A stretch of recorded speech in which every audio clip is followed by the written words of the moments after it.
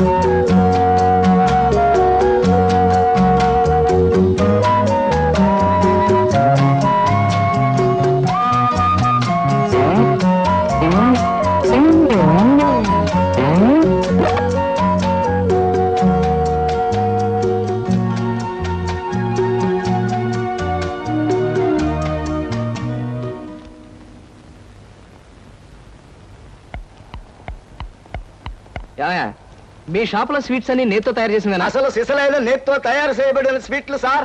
ఓహో, మరేం లేదయ్యా, రేపు పెద్ద పార్టీ ఉంది, దానికి ఆర్డర్ ఇద్దామని. ఏ షాప్ అయితే బెటర్ గా ఉంటుందా అని ఆలోచిస్తున్నాను. తినచూడండి సార్, మీకే తెలుస్తుంది. ఒరే, ఒక స్వీట్ పెద్ద ఆర్డర్లకి కమిషన్ కూడా ఇస్తామండి. ఓహో, బ్రహ్మాండంగా ఉంది. ఇదిగో, నీకు ధనలక్ష్మి ఏజెన్సీస్ తెలుసా? ధనలక్ష్మి తెలుసండి. తెలుసా? పక్క వీధిలో బస్ స్టాండ్ పక్కనే. బస్ స్టాండ్ పక్కన 10వ నెంబర్ ఇల్లే కదండి. కరెక్ట్ అయ్యా బాబు. అమ్మయ్యా, ఇదిగో అక్కడ రేపు పార్టీ. కుర్రాడికి అడ్వాన్స్ ఇచ్చి పంపిస్తాను. 10 కేజీల స్వీట్ బ్రహ్మాండంగా ఉండాలి. 10 కేజీలు. ఓ మైసూర్ పాకు. ఈ మైసూర్ పాకు ఏంటి సార్? పాలకోవా కూడా తీసుకోండి. Thank you. స్వీట్ మాత్రం బ్రహ్మాండంగా ఉండాలి. చాలా బాగుండాలి. బాగా చేద్దాం. ఏమండి అడ్వాన్స్? ముక్క పీకడానికెందుకురా తొందర, చిందర వందరే. ఇదిగో దొంగ కోళ్ళ నా ముక్కలు చూస్తే నేను ఒప్పుకోను. అయినా మీ చేతిలో ముక్కలు పెట్టుకుని నా చేతిలో ముక్కలు చూస్తారేంటి? నా ముక్కలు ఎప్పుడైనా చూసుకోవచ్చు కదరా. ముందు నీ ముక్కలు చూస్తే ఒక పని అయిపోతుంది కదా.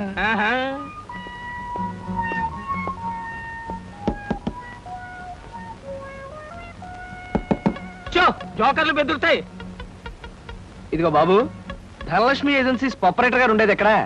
వేసుకో ముక్క, చూపిస్తాను. షో తర్వాత చూపించవచ్చు కానీ ఆపరేటర్ గారు ఎక్కడున్నారు చెప్పవయ్యా. ఇదిగో ముక్క ఖర్చేయండి. ఏం ఖర్చు చేయడం ఏమిటో. మీలాంటి చెత్త మనుషులు పెట్టుకున్న ఆపరేటర్ ఎవరో గానీ త్వరలో ఆఫీస్ మూసేసి అర్జెంట్ గా పేకాట క్లబ్ పెట్టుకుంటాడు బాబు. పోనీ నువ్వు. Yes, Dhanalakshmi agencies proprietor Koteswararao speaking. అవునవునవును, మీరు సరుకు పంపించాలి. కాకపోతే సేల్స్ మెన్ ప్రాబ్లం వల్ల వెంటనే పంపించలేకపోయాను. అలాగే త్వరలోనే పంపిస్తాను. ఓకే సార్, ఆపరేటర్ గారు మీరా? ఈ అవతారం చూసి బండబంటో తరుకున్నాను, నన్ను క్షమించండి సార్. మన్నించండి, ఆట అయిపోయింది. వీరెవరు సార్? మీ అసిస్టెంట్ మేనేజరా? కాదయ్యా, వీడు నా ప్యూన్ గాడు.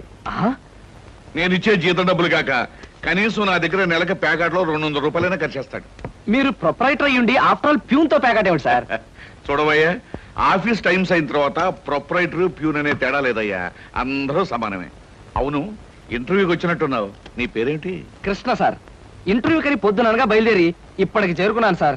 మీరేమీ అనుకోనంటే ఒక్క మాట అడుగుతాను సార్. ఇంటర్వ్యూ కని పిలిచిన అడ్రస్ లో గాంధీనగర్ పక్క, కమలా థియేటర్ వెనకాల, రాముల వారి గుడి ముందు అని అర్థం పర్థం లేని అడ్రస్ ఇచ్చారేమిటి సార్? చూడు కృష్ణ, నేను ఇవ్వాలనుకున్నది సేల్స్ మెన్ ఉద్యోగం. సేల్స్ మెన్ అనేవాడు ఊరంతా తిరగటం, ఎలాంటి అడ్రస్ అయినా పట్టుకోగలగటం మొదటి క్వాలిఫికేషన్. ఆ క్వాలిఫికేషన్ ఉన్నవాడే ఇక్కడికి రాగలడని అడ్రస్ అలా ఇచ్చాను. 8 మందికి గాను నువ్వు అక్కడ వచ్చావు కనుక ఫస్ట్ టెస్ట్ లో పాస్ అనేట్టు. Thank you sir, thank you very much. Second test ఏమిటి సార్? అచ్చు యంత్రాన్ని కనిపెట్టింది ఎవరయ్యా? అచ్చు యంత్రాన్ని జాన్ గ్యూటన్బర్గ్. కరెక్ట్. మొఘలాయి సామ్రాజ్యాన్ని స్థాపించింది ఎవరు? కరెక్ట్. జపాన్ కరెన్సీని ఏమంటారు? కరెక్ట్. సార్, మీరు అడిగిన ఒక్క ప్రశ్నకి నాకు సమాధానం తెలియదు. మీ ప్యూన్కి అన్నీ తెలుసు. నాకంటే అతనే బెటర్ అనుకుంటాను మీ సేల్స్ మెన్ ఉద్యోగానికి. నేను వేసిన అక్కర్లేని ప్రశ్నలకు జవాబులు తెలుసు కనుకే వీడు జవాన్ పోస్ట్ లో ఉన్నాడు. ఇలాంటి ప్రశ్నలకు జవాబులు తెలియకపోవటమే సేల్స్ మెన్ క్వాలిఫికేషన్. కనుక నువ్వు 2వ టెస్ట్ లో కూడా పాస్ అయ్యావు. ఇక 3వ క్వాలిఫికేషన్ ఏమిటంటే మన సరుకుల గురించి అబద్ధాలు చెప్పటం. ఏది? ఒక్క అబద్ధం గబుక్కుని చెప్పు. మీరు భలే అందంగా ఉంటారు సార్. అసలేవయ్యా నా గురించి కాదు, నేను అడిగేది అబద్ధాన్ని గురించి. నేను ఇంతకు ముందు చెప్పింది అబద్ధమే sir. Correct correct correct. Your appointed as the salesmen. రేపే వచ్చి డ్యూటీలో జాయిన్ గా. Thank you sir. ఏమయ్యా మీ నలుగురు కలిసి ఈ నెలలో 6 డజన్ ఆర్డర్లైనా తీసుకోలేదు. ఎందుకు పనికొస్తారా మీరు? సోపులకు కానీ పౌడర్లకు కానీ పెర్ఫ్యూమ్స్ కానీ మీరు ఒక్క ఆర్డర్ కూడా తీసుకోలేదంటే నేను మీకు జీతం ఎందుకు ఇవ్వాలి? మీరు ఎందుకు తీసుకోవాలి? అదిగా సార్, ఎన్నో విధాలుగా ప్రయత్నం చేశాం కానీ కారణాలు సంజాషులు కాదు నాకు కావాల్సింది, పని జరగడం కావాలి. Good morning sir. Good morning. కొత్తగా ప్రకాష్ నగర్ లో 4 ఆర్డర్లు, శ్రీరామ్ నగర్ నుంచి 15 ఆర్డర్లు తీసుకొచ్చాను. వాళ్ళ మన సరుకు వెంటనే కావాలని చిందులు తొక్కుతున్నారు. మనం గనక ఆలస్యం చేస్తే మన ఆఫీస్ మీద పడి అల్లరి చేసే అవకాశం ఉంది. గుడ్. సేల్స్ మెన్ అంటే అలా ఉండాలి. జాబ్ ఎలా చేయాలో మీకు తెలియకపోతే కృష్ణ దగ్గర శిష్యారకమైనా చేయండి అయ్యా. వెళ్ళండి. సార్ మ్మ్. ఇంతవరకు మన వాళ్ళు ఎవరు నెహ్రూ నగర్ ఏరియా టచ్ చేసినట్లేదు. ఇవాళ అటువైపు దండయాత్ర చేద్దామని చూస్తున్నారు. Very good. అది సరే కృష్ణ, మన వాళ్ళు ఎవరు కాళ్ళు గడ్డాలు పుచ్చుకుపతి వల్ల ఒక్క ఆట కూడా తెలియపోతున్నారు. మరి నువ్వేమో నెలకు 30-40 ఆటలు తీసుకొస్తున్నావు. ఏమిటయ్యా నీ టెక్నిక్? ఆ, నా టెక్నిక్ మాటల్లో చెప్పేది కాదు సార్. పోనీ సౌజ్ఞలో చెప్తావా? అది కాదు సార్. ఆ. నేను కస్టమర్స్ తో డీల్ చేస్తున్నప్పుడు మీరు కళ్ళారా చూస్తే మీకే తెలుస్తుంది. అయితే నేను కూడా ఇవాళ నీతో పాటు వస్తానయ్యా. మీరు కూడా నాతో పాటు రావచ్చు. కాకపోతే మీరు ఇలా సూటు బూటు వేసుకుని ప్రొపరేటర్ నా వెంట వచ్చారనుకోండి, వీడు సన్నా సేల్స్ మెన్ రా, వీడి వల్ల కాక ప్రొపరేటర్ వెంటేసుకు తిరుగుతున్నాడని మన ప్రోడక్ట్ ను అనుమానించే అవకాశం ఉంది. అమ్మో, మరైతే ఎలాగయ్యా రావటం? మీరేమీ అనుకోకపోతే ఆ. నా వెంట మీరు రావడానికి ఓ మహత్తరమైన ఐడియా చెప్తాను. ఏమిటయ్యా అది? Good morning sir. Good morning. Potharaju,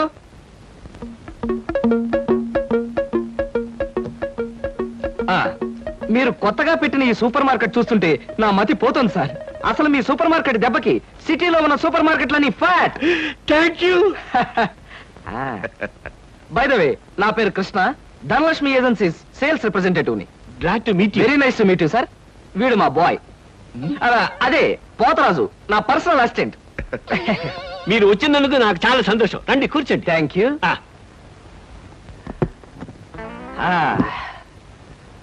Potharaju, boys కూర్చోకూడదు కదా. అలాగే నిలబడతానండి. సార్, మా ప్రోడక్ట్స్ అన్ని కొంచెం మంచినీళ్ళు ఇప్పిస్తారా? బాయ్ బయటికి వెళ్ళాడు. ఒరేయ్, నన్ను ఊరే అంటావా? పోతరాజు, బాయ్స్ ని అరే ఒరే అనక అయ్యా ఏమండి అనరు కదా. అవునవును, నేను బాయ్ని కదా. జగ్గులో వాటర్ ఉంది, అయ్యగారు తెచ్చి. నేను నీళ్ళు తీసుకొచ్చి వాళ్ళ. లేకపోతే నేను తీసుకురావాలా? కదా పోతరాజు, ఇప్పుడు నువ్వు బాయ్ కదా. అవును, నేను బాయ్ని కదా. మీ బాయ్ ఏమిటి జోకర్ లాగా ఉన్నాడు? కొత్తగా చేరాడు, మొద్దు స్వరూపం, మీరేమనుకోకండి. ఆహా, మిమ్మల్నే సార్. ఓహో, ఏమిటయ్యా? ఒక్కసారి కళ్ళజోడు తీయండి సార్. ఆ, అరే రే, ఏమిటయ్యా? Face reading sir. ఫేస్ రీడిగా? ఆ మొహాన్ని పట్టి ఆ. అవతల మనిషి యొక్క మంచి చెడు చెప్పడం. ఆహా. దాన్ని నేను 6 సంవత్సరాల పాటు అలహాబాద్ లో ఐజిన్ బాబర్ అనే ఆస్ట్రేలియన్ దొర దగ్గర ట్రైనింగ్ పొందా. మీరెప్పుడు ట్రైనింగ్ పొందారు? ఈ దిక్కుమాల ఉద్యోగంలో చేరక ముందు. నువ్వు కాస్త నోరు మూసుకుని నిలబడు. ఒరేయ్, ఆ ఫ్లాస్క్ లో కాఫీ ఉంది, పట్టుకురా. నేను కాఫీ తీసుకురావా? ఆ. ఏంటి దొరలాగా మాట్లాడతాడు? ఒకప్పుడు బాగా బతికిన వెదాలండి. ఆ? నేను వెతవనా? నువ్వు బాయ్ కదా, వెళ్ళి కాఫీ పట్టరా. సార్, ఆ, మీ ఫేస్ చూస్తుంటే ఆ. చక్కటి భార్య, చుక్కల్లాంటి పిల్లలు, లక్షల ఆస్తి ఉన్నట్టు కొట్టొచ్చినట్టుగా కనిపిస్తోందండి. ఇక ఫ్యూచర్ లో మీకు గొప్ప చేంజ్ రాబోతుంది. గొప్ప చేంజ్. ఆ. అది ఏంటయ్యా? ఆడరేఖ, ఆస్తి రేఖ వరుసగా మీ రేఖలో కలవబోతున్నాయి. నిజంగా? అందులో ఆశ్చర్యపోవాల్సిందే ఉందండి. ఆ. మీ అందం, మీ పర్సనాలిటీకి ఏ ఆడదైనా ఇట్టే పడిపోతుంది. సిగ్గుపడకండి. కాకపోతే ఎంత తొందరలో పడబోతుందనే విషయం చెప్పాలంటే కొంచెం స్టడీ చేయాలి. ప్రస్తుతం నాకు టైం లేదు. మా సరుకు ఆర్డర్ తీసుకోవాలి కదండి, ఏదో పొట్టకుట్టు కోసం. పద పోతరాజు. మీ సరికి నేను ఆర్డర్ ఇస్తాను. ఏదో డీప్ గా స్టడీ చేయాలని చెప్పారే, చేయండి. కూర్చుని కూర్చుని. ముందా ఆర్డర్ సంగతి ఏదో మనం తేల్చేస్తే ఆ తర్వాత మీ ఫేస్ రీడింగ్ గురించి నేను తేల్చేస్తాను. ఆర్డర్ తీసుకోండి. ఇంకా ఏం కావాలి? ఓ ఫ్రూట్ సాలెడ్. Fruits order. వద్దులే, నేనే వెళ్ళి తీసుకొస్తాను. థ్యాంక్స్ రా.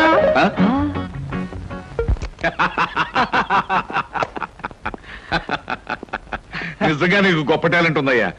6 నెలల్లో ఆడది ఆస్తి కలిసి వస్తుందని 60,000 రూపాయలు సరుకు వాడికి అంటకట్టావు. అవును, అసలు నీకు ఫేస్ రీడింగ్ ఏమైనా తెలుసా? ఫేస్ రీడింగ్ లేదు, మీటర్ రీడింగ్ లేదు సార్. ఆ. ఆ మాట ఎక్కడో చదివినట్టుగా గుర్తు. ఆ. ఏ మనిషికైనా ఆస్తి అమ్మాయి అప్పనంగా కలిసి వస్తుందంటే సంబరంగానే ఉంటుందిగా. ఆ. ఆ వీక్నెస్ పాయింట్ పట్టుకుని వాడి చిత్త కొట్టేశారు. నాతో ప్యూర్ వేషం వేయించితే వేయించావు కానీ మహత్తరమైన నీ టాలెంట్ కనిపెట్టే అవకాశం కలగజేసావయ్యా. సరే కూర్చో. పర్వాలేదు సార్. పర్లేదు కూర్చోవయ్యా. ఇంతకాలం నువ్వు నా దగ్గర పనిచేస్తున్నా మీ కుటుంబ వ్యవహారాలు ఏమి తెలుసుకోలేదు. అసలు మీ వాళ్ళు ఎవరైనా ఉన్నారా? ఏమిటి మీ కుటుంబ పరిస్థితి? సాధారణంగా మా కుటుంబ విషయాలు చెప్పి ఆ. ఎదుటి వారికి తలనొప్పి తెప్పించడం నాకు ఇష్టం లేదు. పోనీ తలనొప్పి తెప్పించకుండా క్లుప్తంగా చెప్పబోయా. హ, అంత అభిమానంగా అడుగుతున్నారు కాబట్టి చెప్తున్నాను. ఆ. నేను కాకుండా మా ఇంట్లో ఉన్న వ్యక్తులు 3. మా అమ్మ దైవభక్తి, ఎదుటి వాళ్ళ మీద అభిమానం ఆప్యాయత కలిగిన దేవత లాంటి మనిషి. ఇకపోతే మా నాన్నగారు క్రితం జన్మలో తను త్యాగరాజు, తాన్సేన్ లాంటి గొప్ప సంగీత విద్వాంసుడని ఆయన ఉద్దేశం. తన రాగాలతో ప్రజలందరికీ రోగాలు తెప్పిస్తూ తన ఆలాపంతో ప్రజలందరినీ హాహాకారాలు చేస్తుంటే పేటలో ఉన్న వాళ్ళందరూ గొంతు పిసిగేస్తామని వాళ్ళ నిర్ణయం తెలియజేశారు. దాంతో భయపడిపోయి ఆయన బాత్రూమ్ లోనే పాడుకోవడం హాబీగా పెట్టుకున్నారు. ఆ సుగుణమే కాకుండా పేకాట పిచ్చి కూడా ఉంది. పని పాట లేని వాళ్ళందరితో చేరి పేకాట్లో ఎప్పుడు ఓడిపోవడమే కాకుండా అప్పుడప్పుడు తన బట్టలు కూడా తాకట్టు పెట్టేస్తుంటారు.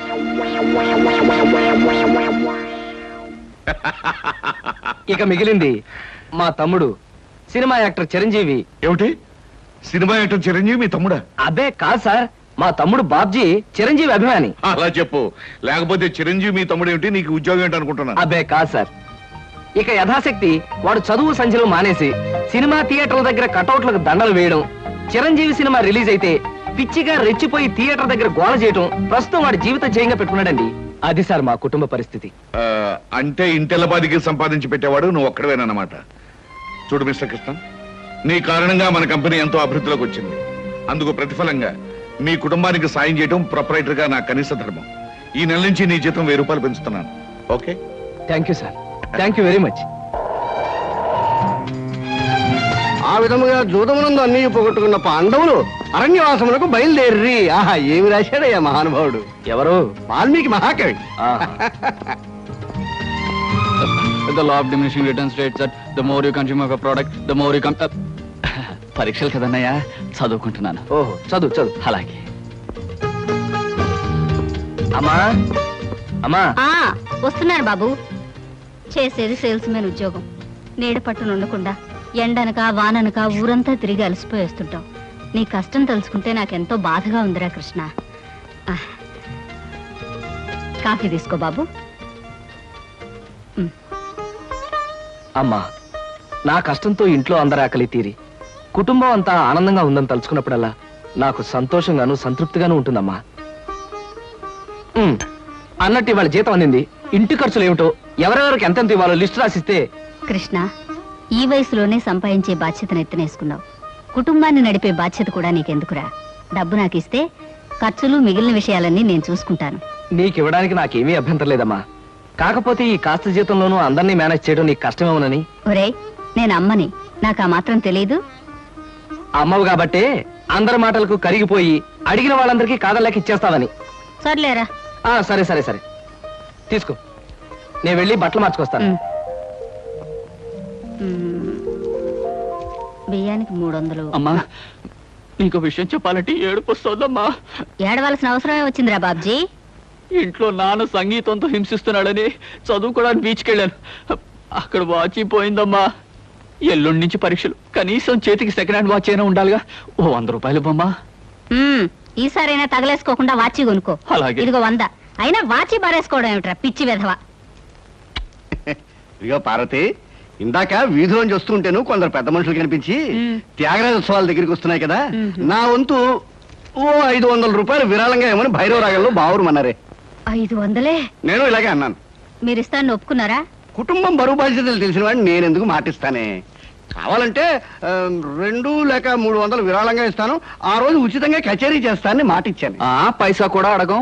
మీ కచేరీ మాత్రం వద్దు బాబు అని దండం పెట్టుంటారు. అంతేనా? కమాతు రాగంలో కాళ్ళు చేతులు వెరక్కొడతాను. నా కచేరీ అంటే బొత్తిగా భక్తి శ్రద్ధలు లేవు. ఆఖరి మాటగా 200 రూపాయలు విరాళంగా ఇస్తాను అన్నానే. ఇవ్వకపోతే బాగుండదు, ఆ తర్వాత నీ ఇష్టం. త్యాగరాజ స్వామి నిన్ను ఆశీర్వదిస్తాడు. 3, 4, 5. అమ్మగారు, పాలకు డబ్బులండి.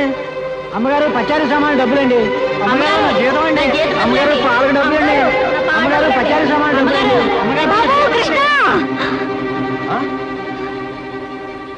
నా వల్ల కాదురా. అమ్మా, డబ్బు సంపాదించడం ఎంత కష్టమో ఖర్చు పెట్టడం కూడా అంతే కష్టం అమ్మా. ఖర్చు పెట్టే విషయంలో మనసుని మమతని కాస్త కట్టేసుకోవాలి.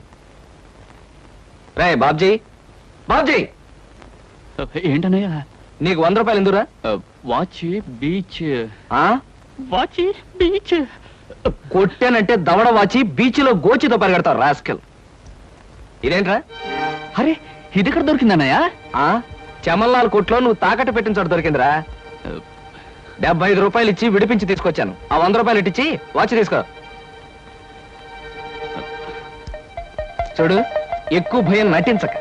రేయ్, మొహం మీద కొట్టానంటే భూపాల్ రాగంలో భారీ ఎత్తున ఎడుస్తావు.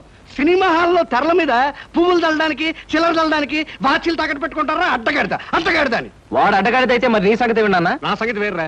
ఏమిటి, త్యాగరాజోత్సవాలు జరిగి నెల కూడా కాలేదు, మళ్ళీ త్యాగరాజోత్సవాలు ఎక్కడి నుంచి వచ్చానన్నా? అవి త్యాగరాజోత్సవాలు కాదురా, సంగీతం నీకు తెలీదు. అవి రాగరాజోత్సవాలు. మాయ రాగరాజోత్సవాలు. సరే, పేకాట ఆడడానికి ఇంట్లో అబద్ధం చెప్పి డబ్బు తీసుకోవడానికి సిగ్గుపడాలన్నా? రేయ్, నువ్వు చెప్పుడు మాటలు చెడిపోతున్నావురా. నేను ప్యాకెట్ ఆడుతున్నాను ఎవరు చెప్పారా నీకు? ఎవరు చెప్పారా? ఎవరు చెప్పారు? చెప్తా. చెప్పు. హ, పిచ్చివాడు. ఆ మూట ఏమిట్రా? ఈ మహానుభావుడు పేకాట్లో ఓడిపోయి బట్టలన్నీ తాకట్టు పెడితే విడిపించి తీసుకొచ్చాను. అవ్వా, ఓహో, అందుక ఇందాక పేపర్ అడ్డం పెట్టుకుని గదిలో పరిగెడుతున్నారు. ఏమండి? మొగుడు ఏమైనా అంటే కళ్ళు పోతాయే. ఇక నేను చెప్పాల్సింది ఏమీ లేదురా. ఇదిగో 200 రూపాయలు. 100 రూపాయలు ఇవ్వరా. పితృభక్తి లేదు. చూసావమ్మా, ఖర్చు పెట్టడంలో నీకు నాకు ఉన్న తేడా. నువ్వెంతో కష్టపడి తెచ్చి డబ్బు వెళ్ళిలా తగలేస్తారని నేను ఎలా అనుకుంటానురా. అన్నట్టు మర్చిపోయాను, ఇంటికెళ్ళావిడే అద్దె కోసం కబురు చేసింది. ఓహో, అదో సమస్య ఉంది కదూ. నేను వెళ్ళి తెలుసుకొస్తా. ఏమండి, టిఫిన్ రెడీ చేశాను, రండి తిందురు గాని. తినడం పడుకోవడం తప్ప ఏమీ చేత కాదు. రావయ్యారా, అద్దె డబ్బులు తీసుకొచ్చావా? ఆ పని మీద వచ్చానండి. కానీ టిఫిన్లు పెడుతూ ప్రొఫైల్లో నుంచున్న మిమ్మల్ని చూస్తుంటే అదేదో సినిమాలో రేఖలా అనిపించి అక్కడే నిలబడిపోయానండి. కొంచెం ఇటు తిరుగుతారా? అరే రే, కొద్దిగా అటు తిరుగుతారా? అయ్యో, నువ్వు మరీ చెబుతావయ్యా. నేను రేఖలా ఉండడం ఏమిటి? ఆ అమ్మాయి నాకన్నా కొంచెం సన్నం అనుకుంటాను. సన్నం కాబట్టే మీ అంత అందంగా కనిపించదండి. చూసారా, మీరు అలా నవ్వుతూ ఉంటే మీ బొగ్గ మీద సొట్టలు బాబీ సినిమాలో డింపుల్ కపాడేలాగా అనిపిస్తున్నారండి. ఆ పిల్ల నాకన్నా 1-2 సంవత్సరాలు చిన్నదనుకుంటాను. చిన్నది కాబట్టే మీ అంత మెచ్యూరిటీ ఆవిడలో లేదు. పొరపాటున మీరు పెళ్లి చేసుకున్న హౌస్ వైఫ్ గా సెటిల్ అయ్యారు గాని మీరు గనక సినిమాలో చేరినట్లయితే ఆ శ్రీదేవి జయప్రద మీ ముందు ఎందుకు పనికొస్తారండి? అదేమిటయ్యా నుంచోనే మాట్లాడతావు? కూర్చో, టిఫిన్ తిందు గాని. దాందే ఉందండి. అస్సలు మీ ఫిగరు కలరు కాలేజ్ అమ్మాయిలు కూడా ఉండదండి. నువ్వు మరీ పొగిడేస్తున్నావు బాబు. ఇంకో దోశ వేసుకో. టిఫిన్ గా నన్ను పిలిచి దోసేసుకొని అతను పెడతానండి. అబ్బా, నీకెప్పుడు తిండి పిచ్చే. ఇంటికి వచ్చిన గెస్ట్ కు పెట్టాలి కదా. గెస్ట్ కి పెట్టి నాకు అభ్యంతరం లేదు, కానీ నాకు కూడా తగలే. తినండి. బాబు, నీకు హార్లిక్స్ కావాలా, బోన్విటా కావాలా? ఉల్లాసానికి ఆనందానికి వాడండి హార్లిక్స్. అయితే అదే తీసుకొస్తాను. ఏమండి, 1 మినిట్. వెనక నుంచి మీ మూమెంట్స్ చూస్తూ ఉంటే ఆ మూమెంట్ ఎలా ఉంటుందో ముందు నాకు చెప్పు, నేను తర్వాత దానికి చెప్తాను. అదేమిటండి అలా విసుక్కుంటారు? ఆ అబ్బాయి ఏదో సరదాగా మాట్లాడుతుంటే. ఏమండి, ఆయన ఇప్పుడే ఇలా విసుకుంటున్నారు. ఇక నేను అద్దె డబ్బులు ఇవ్వలేనన్నా అనుకోండి, ఇంకెంత విసుకుంటారు? ఆయన విసుకోకుండా నేను చూసుకుంటానుగా. అది మీరు ఊరుకోండి. చూడు బాబు, అద్దె ఈ నెలలో ఇవ్వలేకపోయినా వచ్చే నెలలో ఇద్దు గాని. థ్యాంక్స్ అండి. టిఫిన్ తిను. ఏమయ్యా, నా తిండి తింటూ నాతో అబద్ధం చెప్పకూడదు. నిజం చెప్పు, మా ఆవిడ శ్రీదేవి లాగా జయప్రదలా ఉందే? మీరు అడిగారు కాబట్టి నిజం చెప్తున్నానండి. మీరు మాత్రం ఈ పక్క నుంచి చూస్తే శత్రుఘ్న అలా ఉన్నారు. హైట్ విషయంలో కొంచెం తగ్గారు కాబట్టి రిషి కపూర్ గారి, పెరుగున్నట్టయితే అమితాబ్ బచ్చనే. అసలు మీ పర్సనాలిటీకి ఈవిడ్ని ఎలా పెళ్లి చేసుకున్నారండి? ఏమిటోనయ్యా, నా తలరాత నా కర్మ. నిజానికి అదృష్టం బాగుంటే ఏ రేఖలో శ్రీదేవిలో చేసుకోవాల్సిన వాళ్ళే కదా. ఫ్యూచర్ లో చేసుకోవచ్చేమో. Anyway, best of luck. ఈ దశ కూడా వేసుకో. Thank you. ఏం మొహాట పడకు, పళ్ళు కూడా ఉన్నాయి. అలాగే. ఏరా, మళ్ళీ అబద్ధాలు చెప్పి ఆ దంపతులిద్దరిని మోసం చేసి అద్దె బకాయి వేశావు ఏ? అమ్మా, జీవితంలో బ్రతకాలంటే మాటలైనా ఉండాలి, నోట్లైనా ఉండాలి. అసలు నీకు ఇంకో విషయం చెప్పనా? బారసాల నాడు నాకు రామకృష్ణ అని పేరు పెట్టి రామాని పిలవడం మానేసి కృష్ణాని ఎందుకు పిలుస్తున్నావే? అందుకేనేమో అబద్ధాలు చెప్పడం జీవితానికి తప్పనిసరి అయిపోయింది. ఉద్యోగంలోనూ అబద్ధాలు చెప్తున్నాను, ఇల్లు గడవడానికి అబద్ధాలు చెప్తున్నాను.